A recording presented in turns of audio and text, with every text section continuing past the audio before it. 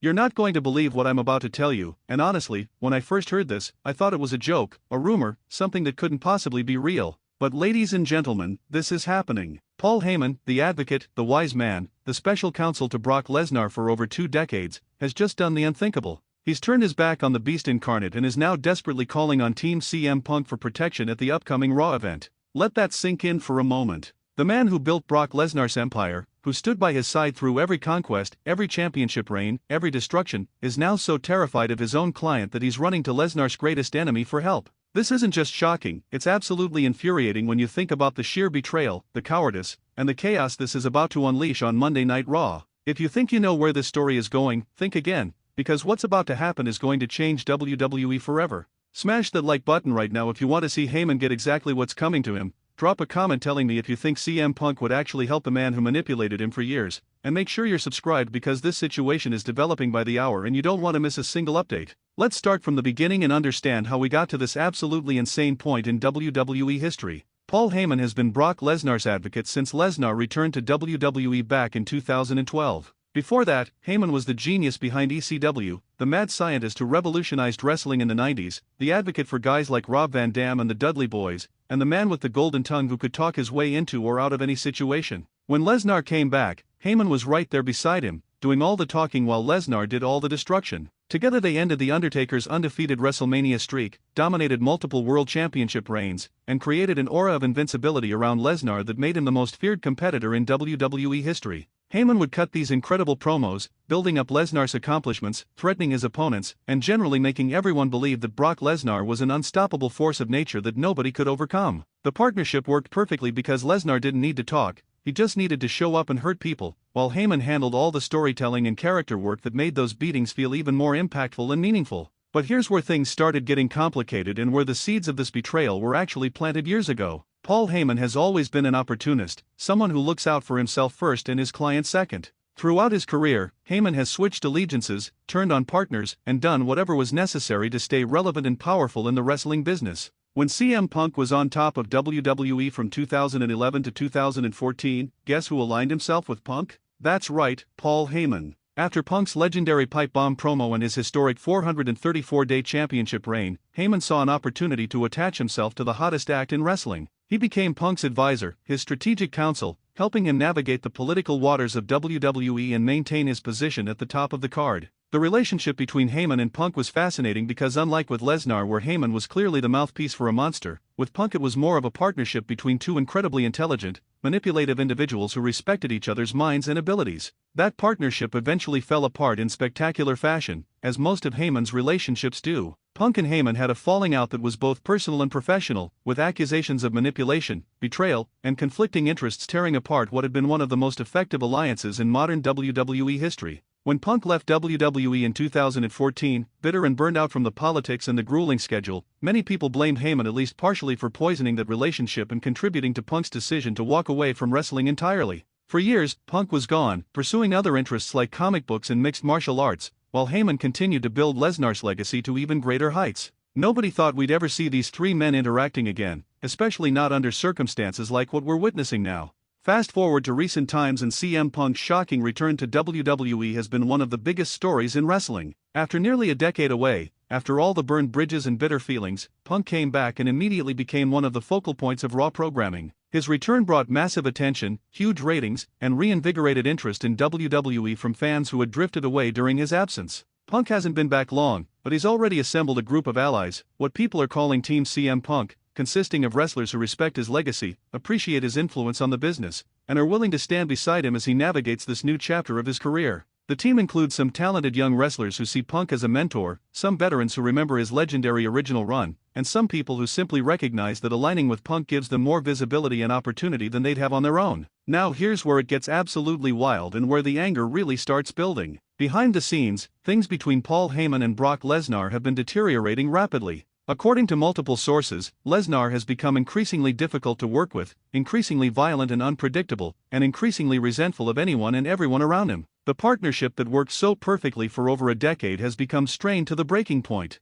Lesnar apparently feels that Heyman has been taking too much credit for his success, doing too much talking and not enough listening, and generally becoming more of a liability than an asset. Meanwhile, Heyman has supposedly grown tired of being Lesnar's mouthpiece, tired of building up a monster who shows up when he feels like it, works the schedule he demands, and treats everyone around him with barely concealed contempt. The mutual resentment has been building quietly for months, but it exploded into public view recently when Lesnar physically attacked Heyman during what was supposed to be a routine backstage segment. The attack was brutal and shocking. Lesnar grabbed Heyman by the throat, lifted him off the ground with one hand, and delivered an F5 that left Heyman crumpled in a heap on the concrete floor. The attack was so vicious, so personal, and so clearly motivated by genuine anger rather than storyline requirements that everyone watching knew something fundamental had changed in their relationship. Heyman sold the attack like he was genuinely hurt, clutching his ribs, gasping for air, looking legitimately terrified of the man he had stood beside for so many years. WWE officials had to pull Lesnar away, and even they seemed genuinely concerned about Heyman's well-being rather than just playing their parts in a scripted drama.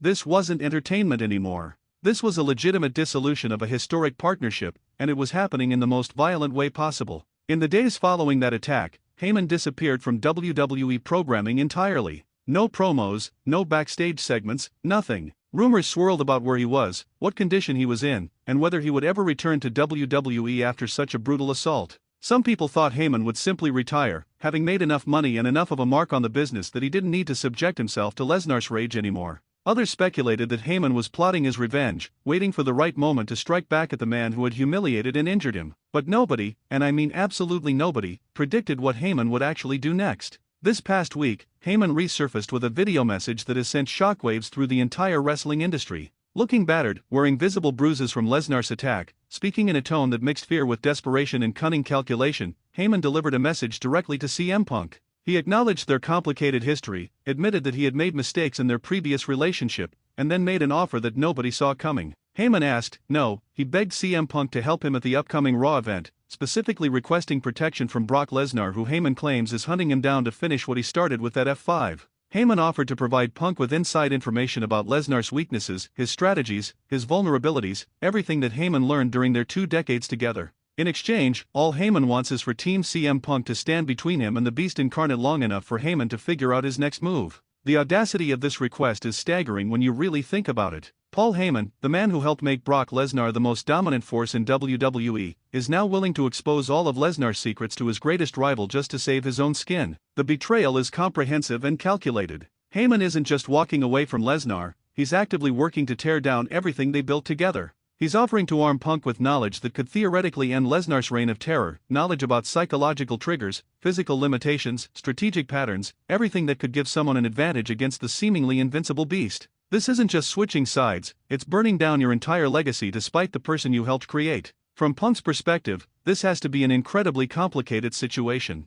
On one hand, Heyman manipulated him years ago, contributed to the circumstances that drove him out of WWE, and represents a lot of the political games and backstage manipulation that Punk has always claimed to despise about the wrestling business. Accepting Heyman's offer would mean aligning himself with someone he has every reason not to trust, someone whose word means nothing because he's proven time and time again that he'll say or do anything to serve his own interests. On the other hand, the intelligence Heyman is offering about Lesnar is invaluable. Punk has never been able to beat Lesnar in their previous encounters. Lesnar's combination of size, strength, legitimate fighting ability, and pure aggression has always been too much for Punk to overcome. Having insider information about how to exploit Lesnar's weaknesses could be the difference between victory and destruction when they inevitably clash again. The WWE universe is absolutely divided on this situation, and that division is creating some of the most heated debates we've seen in years. Some fans think Punk would be absolutely insane to trust Heyman even for a second. They point to Heyman's history of betrayal, his pattern of using people and then discarding them when they're no longer useful, and the likelihood that this is all some elaborate scheme where Heyman ends up betraying Punk again at the worst possible moment.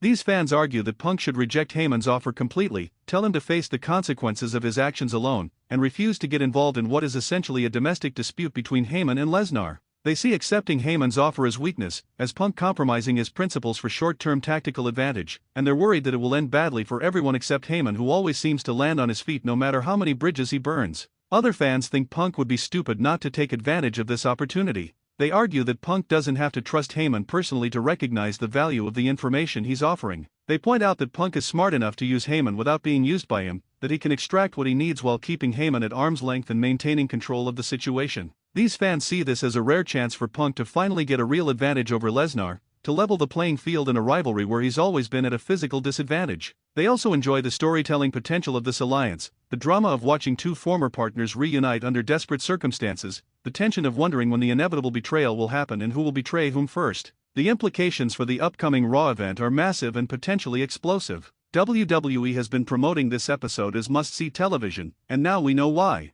Brock Lesnar will be there, hunting for Paul Heyman, presumably to finish destroying the man who stood by his side for so long. Heyman will be there, hiding behind whatever protection he can arrange, desperately trying to avoid Lesnar's wrath. CM Punk and his team will be there, forced to make a decision about whether to involve themselves in this situation or stay out of it entirely. The potential for chaos, for surprise returns, for shocking betrayals and unexpected alliances, is off the charts. This isn't just another episode of Raw. This is the kind of must-see event that creates moments wrestling fans remember and discuss for decades. Think about the possible scenarios that could play out. Maybe Punk agrees to help Heyman and Team CM Punk surrounds the Advocate, creating a human shield between him and Lesnar. That leads to Lesnar having to fight through multiple opponents to get to Heyman, creating absolute carnage in the process. Maybe Punk rejects Heyman's offer publicly, leaving him to fend for himself, which leads to Lesnar destroying Heyman in the middle of the ring while Punk watches from the ramp with a satisfied smirk. Maybe Punk appears to agree to help but then betrays Heyman at the crucial moment, feeding him to Lesnar as payback for their history. Maybe Heyman is playing everyone and this whole thing is an elaborate trap designed to lure Punk into a vulnerable position where Lesnar can destroy him. The possibilities are endless and all of them are compelling television. What makes this even more interesting is the business aspect of the situation. WWE needs Lesnar to remain a credible threat, a final boss-level opponent who can be wheeled out for major events and special occasions. But they also need to build new stars and create compelling storylines that give younger talent opportunities to shine. Punk's return has been great for business, bringing back lapsed fans and generating mainstream attention. Heyman's face turn, if that's what this is, creates interesting new storytelling possibilities and allows him to showcase different aspects of his character beyond just being Lesnar's mouthpiece. The challenge for WWE Creative is balancing all these competing interests, maintaining Lesnar's aura of dominance while also making Punk and his team look strong, giving Heyman meaningful screen time without making him look too sympathetic given his history of manipulation, and delivering a Raw episode that lives up to the massive hype they're generating around this situation. The historical significance of this moment cannot be overstated. We're potentially watching the end of one of the most successful advocate-client relationships in WWE history. Heyman and Lesnar defined each other for over a decade. You couldn't think of one without thinking of the other. Their partnership elevated both men to legendary status and created countless memorable moments. Ending that partnership isn't something WWE would do lightly, which suggests this is a long-term storytelling decision rather than a short-term angle. The ramifications will echo through WWE programming for months or even years to come. Who advocates for Lesnar now? Does he even need an advocate or does his rage make him more dangerous without Heyman there to strategize? What does Heyman do if he survives Lesnar's wrath? Does he permanently align with Punk or does he find a new monster to hide behind? These questions will shape WWE's creative direction going forward. The emotional complexity of this situation is what makes it so compelling beyond just the violence and shock value. Paul Heyman genuinely seems scared in his video message to Punk. Whether that fear is real or manufactured is almost beside the point because Heyman is one of the best actors in wrestling history and he's selling this fear perfectly. You can see the desperation in his eyes, hear the tremor in his voice, sense the genuine worry that he's pushed Lesnar too far and created a monster he can no longer control. That emotional authenticity makes the story feel real in a way that most wrestling angles don't. We're not watching cartoon characters play out a predetermined script. We're watching people dealing with the consequences of broken relationships, betrayed trust, and genuine fear for their physical safety. Brock Lesnar's motivation in all of this is fascinating to examine. On the surface, he's angry at Heyman for perceived disloyalty, for taking too much credit, for becoming a burden rather than an asset. But dig deeper and there might be more going on psychologically. Lesnar has always been someone who values respect above almost everything else. His entire persona is built on dominance, on being the alpha predator who stands above everyone else. Having his advocate, his spokesperson, the man who was supposed to make him look even more dominant, turn against him is the ultimate sign of disrespect. It's not just about Heyman leaving or wanting to work with someone else. It's about Heyman thinking he can survive without Lesnar, thinking he's smart enough to outmaneuver the beast, thinking he can run to Lesnar's enemies for protection. That level of disrespect demands the most brutal response possible, which is exactly what Lesnar is promising to deliver. CM Punk's psychology is equally complex. He's always been motivated by proving people wrong, by showing that he's the best despite not fitting the traditional WWE superstar mold, by succeeding on his own terms rather than playing the political games. Accepting Heyman's offer could be seen as exactly the kind of political maneuvering Punk claimed to be against. But Punk is also incredibly pragmatic. He knows that wrestling is a business, that sometimes you have to make deals with devils to achieve your goals, and that principle without power is just posturing. If Punk decides to help Heyman, it won't be because he trusts him or forgives him. It'll be because the strategic advantage is too valuable to pass up, because the opportunity to finally gain an edge over Lesnar is worth the risk of working with someone he doesn't trust, because sometimes the enemy of your enemy really is your friend even if that friendship is temporary and transactional. The Team CM Punk dynamic adds another layer to consider. Punk's allies have their own opinions and interests in this situation. Some of them might be eager to take on Lesnar, seeing it as an opportunity to make a name for themselves by standing up to the most dangerous man in WWE.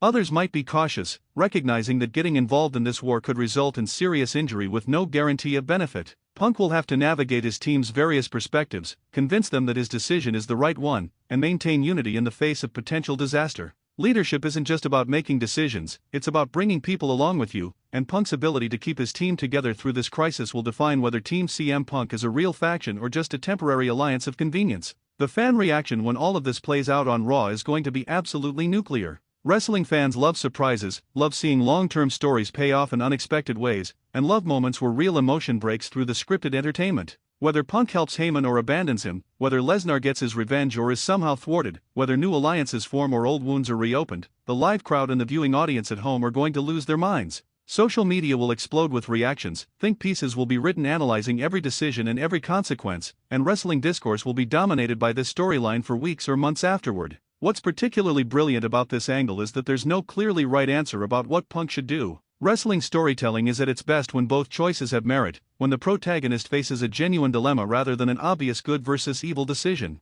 Helping Heyman makes strategic sense but moral sense is questionable. Refusing to help makes moral sense but strategic sense is questionable. Either choice has consequences, both positive and negative, and watching those consequences play out is what creates compelling long-term storytelling. WWE creative deserves credit for putting their characters in genuinely difficult positions rather than taking the easy way out with simple black and white morality. As we approach this upcoming Raw event, the tension continues building. Heyman is increasingly desperate in his public appeals to Punk. Lesnar is increasingly visible in his preparations, posting videos of brutal training sessions that seem designed to send a message about what he plans to do to Heyman when he finds him. Punk has remained strategically silent, not committing one way or the other, keeping everyone guessing about what his decision will be. The uncertainty is part of what makes this so compelling. We genuinely don't know what's going to happen, and that's a rare and precious thing in modern wrestling where so much is predictable and telegraphed weeks in advance. The potential for this situation to create new stars and elevate existing talent is significant. Members of Team CM Punk who stand out during any confrontation with Lesnar will get massive exposure and credibility.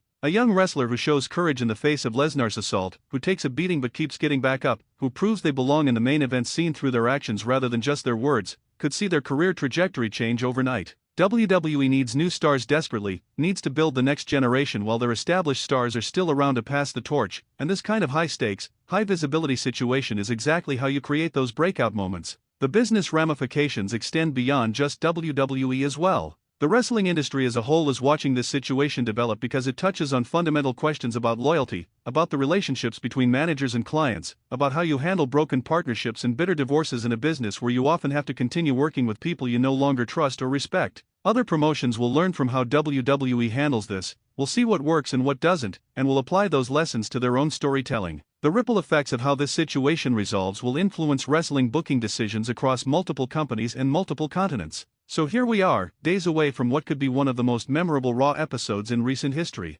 Paul Heyman, desperate and terrified, has made his plea to CM Punk for protection against Brock Lesnar's promised destruction. The wrestling world is divided on whether Punk should help, whether Heyman deserves help, and what the consequences will be regardless of what decision is made. The upcoming Raw event promises chaos, violence, shocking moments, and the kind of must-see television that wrestling fans live for. Whether you love these characters or hate them, whether you're Team Punk or Team Lesnar or Team Heyman or Team Chaos, you absolutely cannot miss what's about to happen. This is the kind of moment that defines eras, that creates legends, that gets talked about for years and decades afterward. Make sure you're watching, make sure you're ready, because what Paul Heyman started with his desperate call for help is about to explode in ways nobody can fully predict or control.